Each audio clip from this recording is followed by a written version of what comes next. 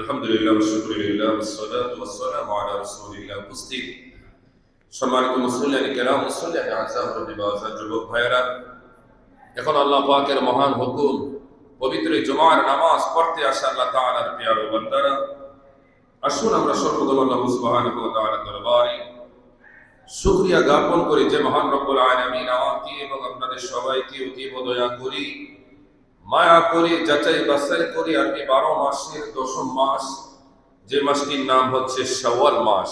বলেন না সুবহানাল্লাহ। এই পবিত্র শাওয়াল চাঁদের দ্বিতীয় জুমার নামাজ আদায় করার জন্য যে আল্লাহ পাক নারায়ণগঞ্জের ঐতিহ্যবাহী ফকিরতলা কেন্দ্রীয় জামে মসজিদে আমাদেরকে কবুল করেছেন, আমরা খুশি না বেজার? আসলে আমরা সর্বপ্রথম ওই মহান রব্বুল আলামিনের আলিশান সুবহান দরবারে হৃদয়ের নিগ্রাণ সবটুকু আবেগ অনুভূতি উজাড় করে সমবেত ভাবে সমবেত কণ্ঠে একসাথে সিংহের মতো গর্জন করে চিল্লায় পড়ি আলহামদুলিল্লাহ।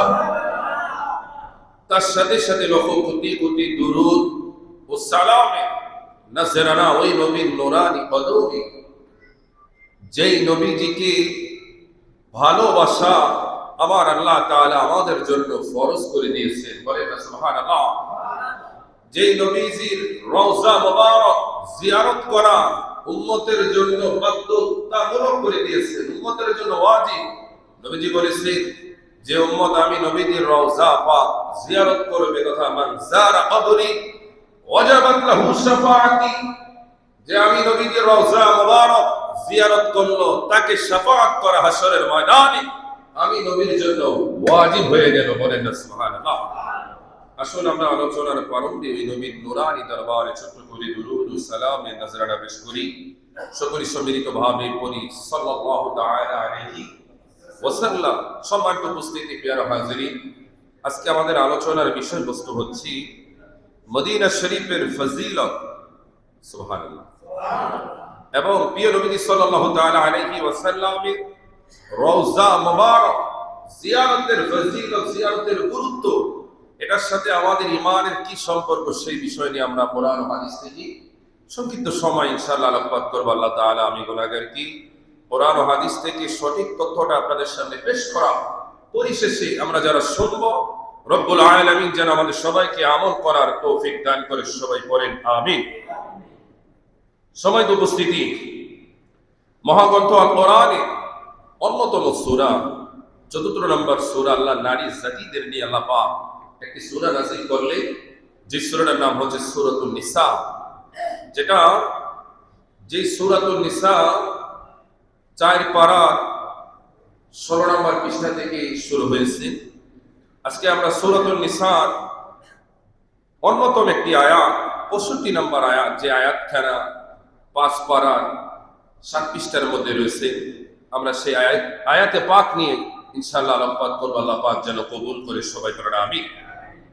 এই আয়াতে কারিমার মধ্যে আল্লাহ তাআলা কি মেসেজ দিতেছেন তার আগে একটা বিষয় বলা দরকার।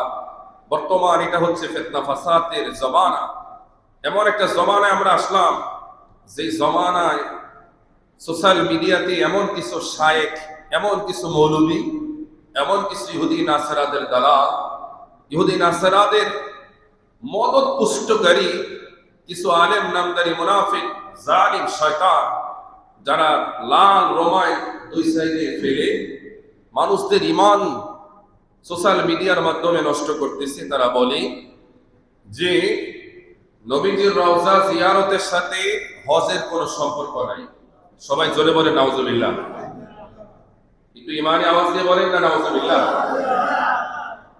ভাই, যদি সমস্যা না থাকে তাহলে পাটা কেবলার দিকে দিয়ে দেন, থাকে তাহলে দেন। এটা আদবের খেলা, খেয়াল রাখবেন। কেবলার দিকে মাসালা খেয়াল রাখবেন। কেবলার দিকে থুতু নিক্ষেপ করা, কথা কয় না, থুতু নিক্ষেপ করা যাবে না। আপনি পা দিতে পারবেন না যদি মাজুর হন।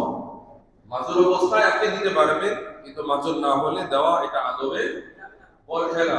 একটা বিষয় খেয়াল রাখবেন, ইসলাম আমাদেরকে আদব শিক্ষা দেয়। সবাই বলেন কি শিক্ষা দেয়? আদবের একটা সেজদা বেয়াদবের কোটি সেজদার চাইতে কম না বেশি? বেশি দামি। সুবহানাল্লাহ বলবেন না? সময় উপস্থিতি, যে ফিতনা ফাসাদের সময় ওই শায়েখ নামদারি কিছু কুলাঙ্গার যারা সোশ্যাল মিডিয়াতে বলে মদিনা শরীফে যাওয়ার কোনো দরকার নাই, মদিনা শরীফে যাওয়ার কোনো ফজিলত নাই। যদি যাইতেই মনে চান তাহলে মসজিদে নববীর উদ্দেশ্যে যাইবেন। সবাই বলেন নাউজুবিল্লাহ। কত বড় মুনাফিক, কত বড় জালিম হলে উম্মতের কাছ থেকে নবীজিকে মাইনাস করার জন্য এমন ভাবে উঠে পড়ে লাগে। সবচাইতে বড় আশ্চর্যের বিষয়, আজকে ওই শায়েখদের অনুসারী আমাদের গোটা বাংলাদেশে, সারা পৃথিবীতে এমন ভাবে ছড়িয়ে গেছে, আমাদের বাংলাদেশেও কম নাই। এমনকি আমার মসজিদে আমাদের অনেক মুসল্লিয়ান ইকরামও ওই জালিমদের অনুসারী, যাদেরকে আমরা সপ্তাহে 7 দিন পাই, কিন্তু শুক্রবার দিন, কথা বলে শুক্রবার দিন পাই না। হুজুর 6 দিন ঠিক আছে, ওই 7 দিনের সময় কিন্তু আমি আমার শায়েখের সাথে আমি থাকবো। যে শায়েখ মদিনা শরীফে যাইতে আমাকে নিষেধ করে, যে শায়েখ আমার নবীজিকে ছোট করতে ভালোবাসে, আমি কিন্তু ওই শায়েখকে চাই। সবাই বলেন না নাউজুবিল্লাহ। একটা বিষয় খেয়াল রাখবে, যে যাকে ভালোবাসে হাসরের ময়দানটা তার সাথে হবে। আপনি যদি নবীজির চাইতে শায়েখকে বেশি মূল্যায়ন করেন, ওই শায়েখ জাহান্নামে গেলে আপনাকেও নিয়ে যাবে। কথা বলে না। ওই শায়েখ বিপদে পড়লে সে আপনার একা যাবে না, আপনাকেও নিয়ে যাবে। এই জন্য খবরদার, যে নবীকে মাইনাস করে শায়েখের পাগল হলে, যে নবীকে মাইনাস করে ওই জালিমের পাগল হলে, আপনি দেখবেন মরণে ওই নবী ছাড়া ঈমান বাঁচানো কোনোভাবেই সম্ভব নয়। কবরের ফিতনা থেকে ওই নবীকে ছাড়া কবরের আযাব বাঁচানোর কারো পক্ষে সম্ভব নয়। হাসরের ময়দানে ওই নবী সুপারিশ ছাড়া ওই শায়েখ আপনাকে বাঁচানো সম্ভব নয়। কথা বলে ঠিক কিনা? এজন্য মরণে নবী লাগবে, হাসরে লাগবে, কবরে লাগবে, জান্নাতেও আমরা আমার নবীকে চাই। বলেন না সুবহানাল্লাহ। এই জন্য মদিনা শরীফে যাওয়াটা কতটা গুরুত্বপূর্ণ, ফজিলতপূর্ণ, সেই বিষয়ে মহান আল্লাহ তাআলা সূরা নিসা 65তম আয়াতে আল্লাহ পাক বলতেছেন, রব্বুল আলামিন বললেন, ওয়ালাউ আন্নাহুম ইয যালামু আনফুসাহুম জাউকা ফাস্তাগফিরুল্লাহা ওয়াস্তাগফারা লাহুমুর রাসূলু লাওয়াজাদুল্লাহা তাওয়াবার রহিমা।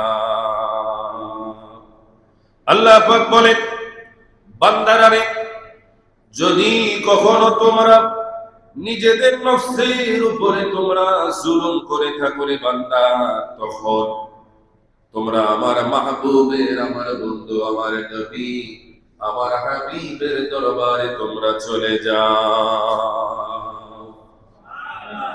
শুধু তাই নয়, ওই দরবারে গিয়ে তোমরা হাজির হও।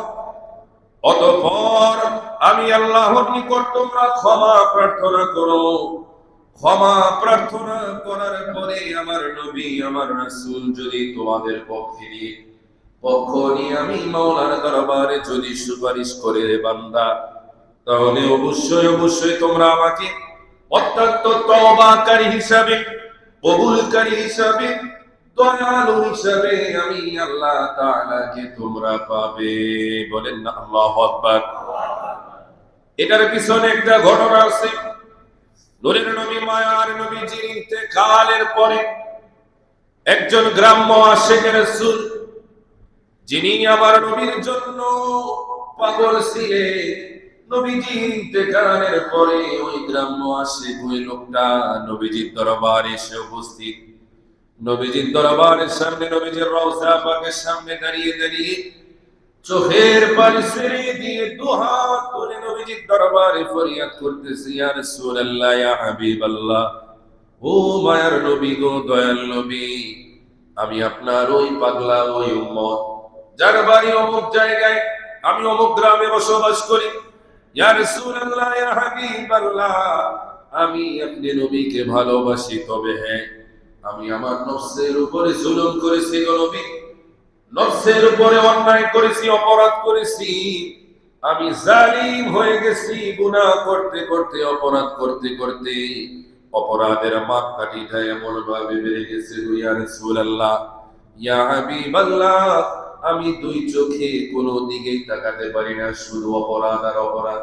ইয়া রাসূলুল্লাহ, ইয়া হাবিবাল্লাহ, আল্লাহ তাআলা তো মহাগ্রন্থ কোরআনের সূরা নিসা 65 নম্বর আয়াতের মাধ্যমে মেসেজ দিলেন, বান্দারে, যখন তুমি তোমার নফসকে জুলুমের মাধ্যমে, গুনার মাধ্যমে, পাপাচারিতার মাধ্যমে যখন তুমি তোমার নফসটাকে ধ্বংস করে ফেলবে, নফসের উপরে যখন তুমি জুলুম করবে, তোমার কলবটাকে তুমি যখন কালো করে ফেলবে, মরিচা ধরিয়ে ফেলবে, নষ্ট করে ফেলবে, ও বান্দা তুমি নৈরাশ হইও না, যাও যাও যাও, তোমার এই গুনার আর যিনি আমার নবীর দরবারে যাও, আমার নবীর দরবারে তোমার সমস্ত কথাগুলো পেশ করো।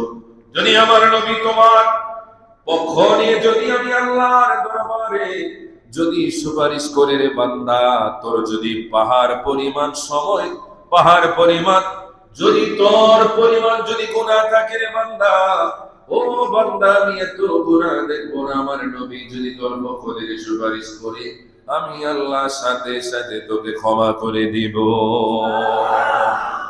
ওই গ্রাম্য লোকটা বার বার বার বার ফরিয়াদ করতেছে, চোখের পানি ছাড়তেছে, এমন পর্যায়ে ভিতর থেকে, রওজা পাকের ভিতর থেকে আওয়াজ আসলো, আল্লাহর বান্দা, ও আল্লাহর বান্দা, ও লোক, গ্রামের বাসিন্দা, অমুকের সন্তান, তুমি চিন্তা করো না, টেনশন করো না, আমার আল্লাহ তাআলা তোমাকে ক্ষমা করে দিয়েছে। বলেন না ইয়া রাসূলুল্লাহ। তাহলে বান্দা যখন গুনাহ করবে, উম্মত যখন নিজের নফসের উপরে জুলুম করবে, উম্মত যখন পাপ করতে করতে নিজের সুন্দর পরবটাকে যখন অসুন্দরে পরিণত করবে, তখন ওই উম্মতকে কোন জায়গায় যাওয়ার জন্য নির্দেশ করেছেন আমার আল্লাহ? ওই জায়গাটা হচ্ছে সোনার মদিনা। বলেন না সুবহানাল্লাহ। এজন্য মদিনা শরীফ যাওয়ার দরকার আছে কি নাই? তারা চাইবে যারা আল্লাহকে মানে, আর যারা আল্লাহকে মানে না তাদের যাওয়ার কোনো দরকার নাই, গেলেও কোনো কাম হইতো না। কথা বল ঠিক কিনা? এজন্য আমরা আল্লাহর পক্ষে আছি কি নাই? জোরে বলেন না, আছে কি নাই? এবার আসেন আল্লাহর নবীর প্রিয় সাহাবী হযরত আবু হুরায়রা রাদিয়াল্লাহু তাআলা আনহু থেকে একটি সুন্দর হাদিস শরীফ বর্ণিত, সহিহ আল বুখারীর প্রথম খণ্ড 253 পৃষ্ঠা, হাদিস নাম্বার 1850 নম্বর হাদিস শরীফের মধ্যে আল্লাহর প্রিয় নবী, দু জাহানের বাদশা নবীজি মুহাম্মদুর রাসূলুল্লাহ সাল্লাল্লাহু তাআলা আলাইহি ওয়াসাল্লাম নবীজি বলেন, ক্বালা মা বাইনা বাইতি ওয়া মিনবারি রাওদাতুম মিন রিয়াদিল জান্নাহ ওয়া মিনবারি আলা আউদি। বলেন না ইয়া রাসূলুল্লাহ। নবীজি বলেন, উম্মতেরারে, আমার ঘর এবং আমার মিম্বরের মধ্যবর্তী যে জায়গাটা, ওই জায়গাটা এমন একটা জায়গা, যে জায়গাটার নাম হচ্ছে জান্নাতের বাগান সমূহ হতে একটি বাগান। বলেন না সুবহানাল্লাহ। শুধু তাই নয়, আমার মিম্বরটা এমন একটা জায়গা, আল্লাহ তাআলা যে হাউজে কাউসার সৃষ্টি করেছেন, ওই হাউজে কাউসারের উপরই আমি নবীর মিম্বরটা আমার আল্লাহ তাআলা রেখেছেন। বলেন না সুবহানাল্লাহ। আমি নবীজির মিম্বরটা হাউজে কাউসারের উপরে, হাউজে কাউসারের উপরে। সুবহানাল্লাহ। এই যে আহলে সুন্নাত ওয়াল জামাতের আকীদা, সুন্নি জামাতের আকীদা, আমরা যে বলি আরশুকা কাবা মদিনা, আরে আরশের কাবা মদিনা, ফরশুকা কাবা মদিনা, ফেরেশতাদেরও কাবা মদিনা, কাবে কা কাবা মদিনা, আরে খোদ খানায়ে কাবার কাবাও মদিনা, জান্নাত সে বেহতর মদিনা, জান্নাতের চাইতেও শ্রেষ্ঠ সোনার মদিনা। বলেন না সুবহানাল্লাহ। এই যে কাবে কা কাবা মদিনা, এটা তো আমরা গলার জোরে বলি না, আমরা কোন মানুষের ক্ষমতার জোরে বলি না, তবে কিভাবে বলি? এটা আমার নবীজির নুরানি জবান মুবারকের পবিত্র হাদিস শরীফের বাণীর কথায় আমরা বলি। বলেন না সুবহানাল্লাহ। মুসলিম শরীফের মধ্যে রয়েছে 440 পৃষ্ঠা প্রথম খণ্ড 1362 নম্বর হাদিস। নূরের নবী, মায়ার নবীজি বলেন, ইন্না ইব্রাহিমা হাররামা মক্কাতা, আমার আল্লাহ তাআলা মসজিদুল হারামকে তথা খানায়ে কাবাকে হযরতে ইব্রাহিম আলাইহিস সালাতু ওয়াস সালামের সদকায় সম্মানিত করেছে। বলেন না সুবহানাল্লাহ। খানায়ে কাবাকে হযরত ইব্রাহিমের সদকায় আমার আল্লাহ তাআলা সম্মানিত করেছে। শুধু তাই নয়, এবার বলা হচ্ছে ওয়া ইন্নী হারামতুল মাদিনাতা মা বাইনা লা বাতাইহা লা ইউলতাউ ইযাবুহা ওয়া লা ইউসাদু সাইদুহা রাওয়াহু মুসলিম। বলেন না সুবহানাল্লাহ। নবীজি বললেন, উম্মতেরারে, নিশ্চয় ইব্রাহিম আলাইহিস সালাতু ওয়াস সালাম মক্কাকে হারাম করেছেন, সম্মানিত করেছেন, আর আমি নবীজি মদিনাকে, দুই সীমানার মধ্যবর্তী স্থানকে আমি নবীজি সম্মানিত করলাম। বলেন না সুবহানাল্লাহ। ইব্রাহিম নবী হারাম শরীফকে সম্মানিত করেছেন, আর আমি নবীজি মদিনা শরীফকে সম্মানিত করলাম। এবার আকল খাটান, দাম কোনটার বেশি? সুবহানাল্লাহ। প্যারে হাজিরিন, শুধু তাই না, নবীজি বললেন, তাই মদিনা শরীফ এমন একটা জায়গা, ওই জায়গায় কাটা যুক্ত গাছও যদি হয় কাটা যাবে? কথা বলে না, কাটা যাবে না। শুধু তাই নয়, ওই জায়গায় অবস্থান কালে শিকারীকেও শিকার করা যাবে না। একটু আওয়াজ দেন না, যাবে না। আরেকটা হাদিস শরীফ শুনি। নবীজি বললেন, উম্মতেরা, বুখারী শরীফের প্রথম খণ্ড 253 পৃষ্ঠা 1847 নম্বর হাদিস। আমার মুসলিম শরীফের মধ্যে হাদিস শরীফটি রয়েছে। নূরের নবী, মায়ার নবীজি বলেন, আল্লাহুম্মা জাআল বিল মদিনাতি দি'ফাই, বলেন না ইয়া রাসূলুল্লাহ, মা জাআলতা বি মক্কাতা মিনাল বারাকাতি। মুত্তাফাকুন আলাইহি। মুত্তাফাকুন আলাইহি বলা হয় যে হাদিস শরীফটা বুখারী এবং মুসলিম শরীফের মধ্যে রওয়ায়াত রয়েছে, একই হাদিস শরীফ দুই কিতাবের মধ্যে পাওয়া যায়, তাকে মুত্তাফাকুন আলাইহি বলা হয়। প্রিয় হাজিরিন, নূরের নবী, মায়ার নবীজি বলেন, উম্মতেরা, আল্লাহ তাআলার দরবারে আমার নবীজি দোয়া করলেন, আল্লাহুম্মা জাআল বিল মদিনাতি দি'ফা, আয় আল্লাহ তাআলা, আপনি মক্কা শরীফে যে বরকত দান করেছে, আমি নবীজি সদকায়ে মদিনা শরীফে ডাবল বরকত দান করুন। জোরে বলেন সুবহানাল্লাহ। মদিনা শরীফের বরকত আরো দ্বিগুণ করে দিক। দোয়াটা কি করেছে? নবীজি করেছেন। কার দরবারে করেছেন? আল্লাহর দরবারে করেছেন। জোরে বলেন না আল্লাহু আকবার। মুহাব্বতে ইয়া রাসূলুল্লাহ। নবীজি দোয়া করলেন, আল্লাহ, আপনি মক্কা শরীফকে তথা মক্কা শরীফে যে বরকত আপনি দান করেছে, মক্কা শরীফের চাইতে দ্বিগুণ বরকত কোথায় দান করুন? সবাই বলেন, আরো জোরে বলেন, মদিনা শরীফ। একটু আওয়াজ দেন না, একটু জোরে বলেন, মদিনা শরীফ। তাহলে মদিনা শরীফের বরকত মক্কার চাইতে কম না বেশি? বেশি। বলেন না সুবহানাল্লাহ। মক্কা বিজয়ের পরে এর মধ্যবর্তী স্থানে কাফেরেরা 360টা মূর্তি খানায়ে কাবার চতুর্দিকে এবং ভিতরে উপরে যখন তারা রাখলেন, মুসলমানদেরকে সম্মানিত করার জন্য, প্রিয় হাজিরিন, ওই সময় মক্কা বিজয়ের পরে নবীজির নির্দেশে সমস্ত মূর্তিগুলোকে ভাঙা হলো। হযরতে বেলাল রাদিয়াল্লাহু তাআলা আনহু খানায়ে কাবার উপরে আজানের সময় হলো। হযরতে বেলাল নবীজির দরবারে আরজ করলেন, ইয়া রাসূলুল্লাহ, ইয়া হাবিবাল্লাহ, নবী গো, আজানের সময় হয়েছে, আমাকে তো আজান দিতে হবে। যদি আমি নিচে থাকি তাহলে তো খানায়ে কাবার দিকে ফিরে আজান দিলে হয়ে যায়, আর এখন তো আমি উপরে, আমি কোন দিকে ফিরে আজান দেব? নবীজি বললেন, বেলাল রে, দেখো না, তুমি কি আমাকে দেখো না? তুমি আমি নবীর দিকে ফিরে আজান দাও, তোমার কিবলা আদায় হয়ে যাবে। ইয়া রাসূলুল্লাহ। তাহলে আমার নবী কাবারও, জোরে বলেন না, কাবারও কাবা, বলেন না ইয়া রাসূলুল্লাহ। ওই যে আমার তাহির হুজুর বলে, বুঝলে বুঝপাতা, না বুঝলে তেজপাতা। আবার তোফাজ্জল হোসেন গৌরবী বলতো, বুঝলে আবু বকর, না বুঝলে আবু জাহেল। আবু বুঝে আবু বকর হয়েছে, না বুঝে জ্ঞান থাকার পরও জাহেলে পরিণত হয়েছে। কথা বলে ঠিক কিনা? আল্লাহ তাআলা আমাদেরকে বোঝার তৌফিক দান করুন। সবাই বলেন আমিন। তো মুহাম্মদে বলেন না আমিন। এবার আসেন, নবীজি এই দোয়াটা শুধু একবার নয়, দুইবার নয়, বুখারী শরীফের অন্য আরেকটা হাদিস শরীফের মধ্যে নবীজি আবার দোয়া করলেন, আল্লাহুম্মা হাব্বিবি ইলাইনাল মাদিনাতা কাহুব্বিবিনা মাক্কাতা আও আশাদ। নবীজি বললেন, হে আল্লাহ, আপনি মদিনা শরীফকে আমাদের নিকট প্রিয় করে দিন। কি করে দিন?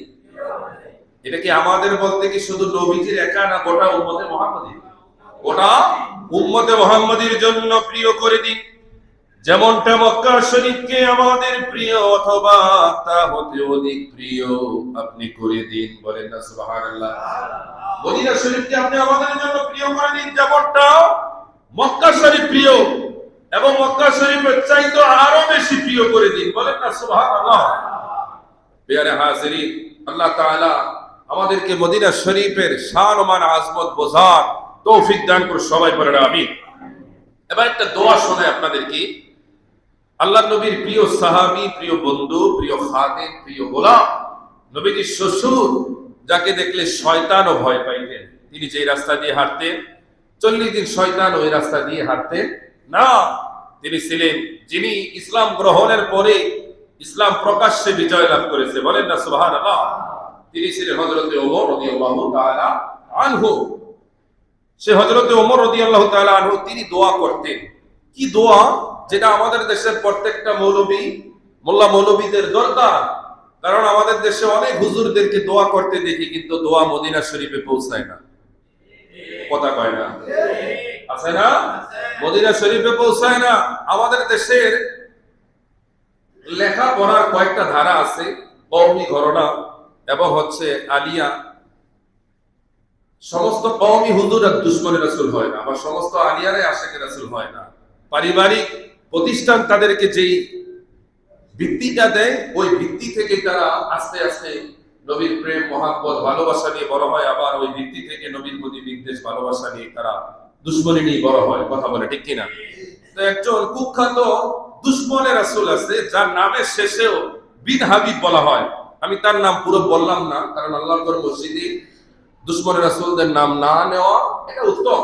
এই কুলাঙ্গার সে বলতেছে নবীজির রওজাকে রওজা বলা, কথা কয় না, রওজা বলা যাবে না। আরে আমাদের বাংলাদেশের সবচাইতে যে সময় সোশ্যাল মিডিয়া ছিল না, এত নেটওয়ার্ক ছিল না, পরিচিতি ছিল না, ওই সময় সারা বাংলাদেশ যিনি ঝাঁপিয়ে বেরিয়েছেন হাবিবুর রহমান যুক্তিবাদী সাহেব। কথা বলে ঠিক, ভাইরাল বক্তা, যার আলোচনা শুনলে মানুষ এই কাঁদে এই হাসে। কি সুন্দর কণ্ঠ, এই হাসাচ্ছে, এই কাঁদাচ্ছে, যাকে দেখার জন্য দূর দূরান্ত থেকে মানুষ তার মাহফিল উপস্থিত হতো। কথা বলে ঠিক কিনা? প্রিয় হাজিরিন, হাবিবুর রহমান যুক্তিবাদী সাহেব ঈদে গত রমজান শেষের দিকে তিনি ইন্তেকাল করেছেন। আল্লাহ যেন তাকে জান্নাতের সূর্য মাকামে পৌঁছে দেয়।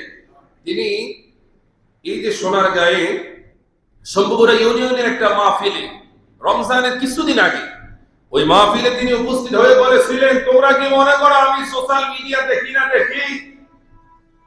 দেখি আর দেখে আমার বুকটা ফেটে যায়।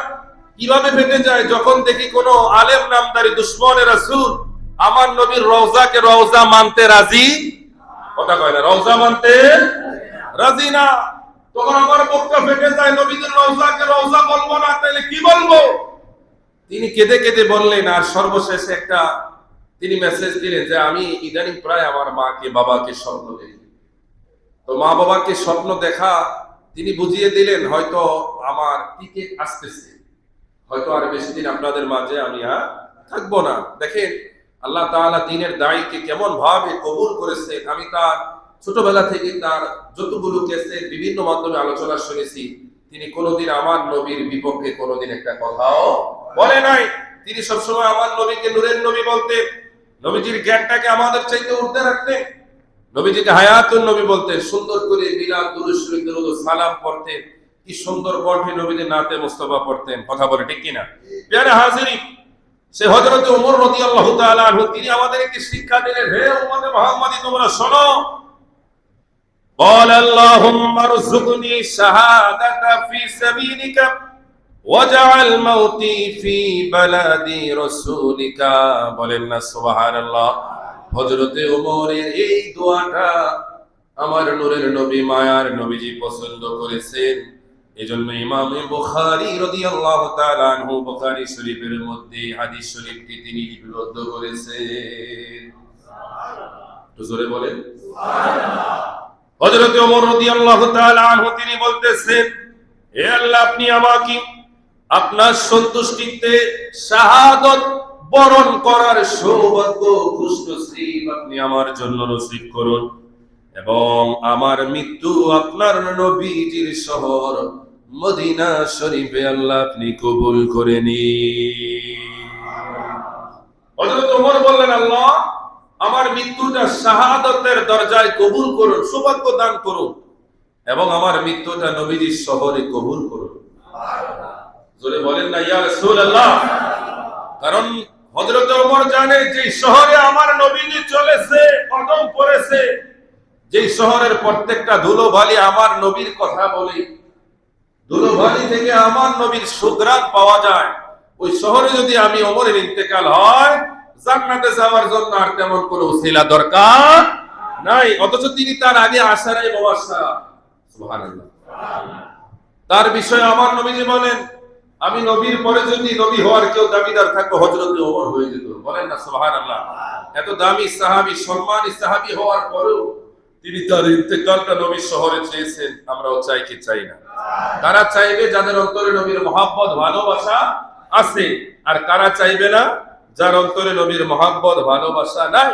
সর্বশেষ হাদিস শরীফ শোনেন, নূরের নবী মায়ার নবী রাওয়াহ ইবনে আদির মধ্যে রয়েছে, নূরের নবী মায়ার নবীজি বলতেছেন, মান হাজ্জা ওয়ালাম ইয়াজুরনি ফাকাদ জাফানি, যে ব্যক্তি হজ করলো কিন্তু আমি নবীর রওজা জিয়ারত করলো না, সে কি করলো?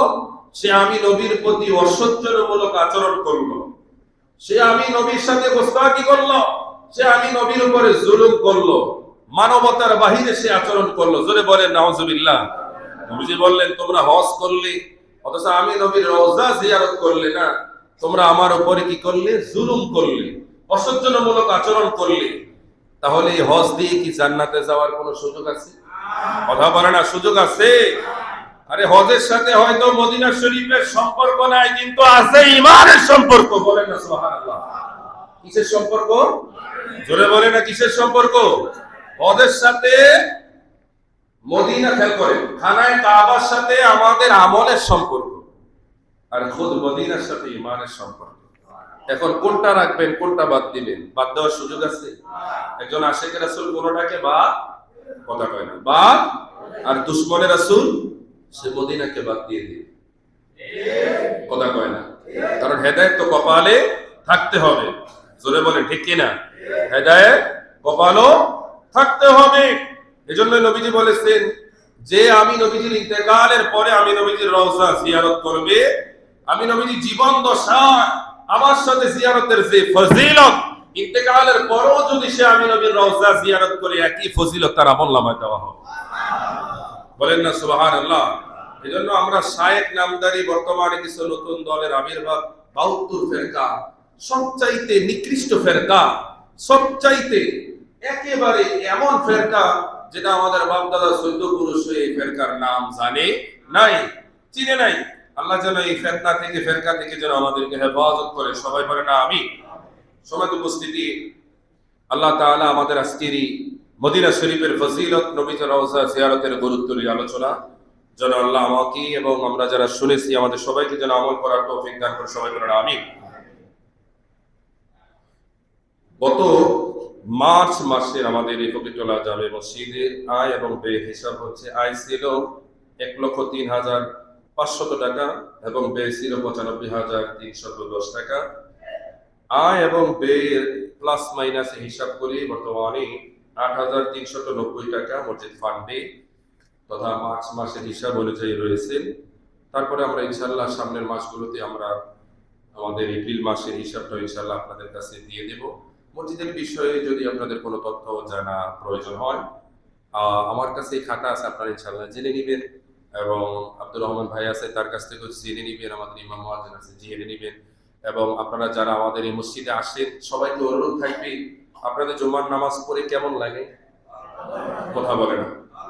আপনাদের একটা দায়িত্ব আছে, দায়িত্বটা বলবো। দায়িত্বটা হচ্ছে, আপনি যখন কোন একটা জিনিস ভালো খাবেন, আরেকজনকে দিয়ে খাইলে বরকত কম না বেশি? কথা বলে না, বেশি না? আমাদের দেশের প্রত্যেকটা দলের একটা কার্যক্রম আছে। কার্যক্রম বলতে কি, তারা নির্দিষ্ট মানহাজ ছাড়া কারো পিছনে নামাজ পড়ে না। কথা বলে না। নির্দিষ্ট সিলসিলা তরিকতের ছাড়া তারা নামাজ পড়ে না, অথবা ওমর কোন আলোচক ছাড়া তারা আলোচনাও শোনে না। যারা আমাদেরকে ভালোবাসেন, যারা আহলে সুন্নাত ওয়াল জামাতকে ভালোবাসেন, যারা সুন্নি জামাতকে ভালোবাসেন, আল্লাহ তাআলা রাসূল আউলিয়া কেরামদেরকে ভালোবাসেন, আপনাদেরকে অনুরোধ থাকবে আপনারা আমাদের এই আলোচনাগুলো, আমাদের এই কথাগুলো আপনারা বিভিন্ন মাধ্যমে, কথার মাধ্যমে হোক, মোবাইলের মাধ্যমে হোক, আপনারা আপনাদের সহপাঠী যারা তাদের কাছে প্রচার এবং প্রসার করবেন। বাল্লিগু আন্নী ওয়ালাউ আয়া। তাহলে আলহামদুলিল্লাহ আমাদের মসজিদে মুসল্লিও আসবে এবং আহলে সুন্নাত ওয়াল জামাতের এই যে পতাকাটা ছোট হবে না বড় হবে? বড় হবে। তাহলে আমাদের লাভ না লস? কথা বলে না। নবীর আশিক বাড়লে আমরা খুশি না বেজার? আউলিয়া কেরামের ভক্ত অনুসারী বাড়লে আমরা খুশি না বেজার? জোরে বলেন না সুবহানাল্লাহ। আল্লাহ আমাদেরকে এমনি ভাবে নিজে আমল করা, অপরের মাঝে প্রচার এবং প্রসার করার তৌফিক দান করে। আজকে যে মদিনা শরীফের ফজিলত নিয়ে আলোচনা করলাম, আমরা যারা শুনেছি, আল্লাহ যেন আমাদের সবাইকে অন্য আরেকজনের কাছে যেন পৌঁছে দেওয়ার তৌফিক দান করে। সবাই বলেন আমিন। ওয়া আখিরু দাওয়ানা আলহামদুলিল্লাহি রাব্বিল আলামিন। আমরা যারা পরে এসেছি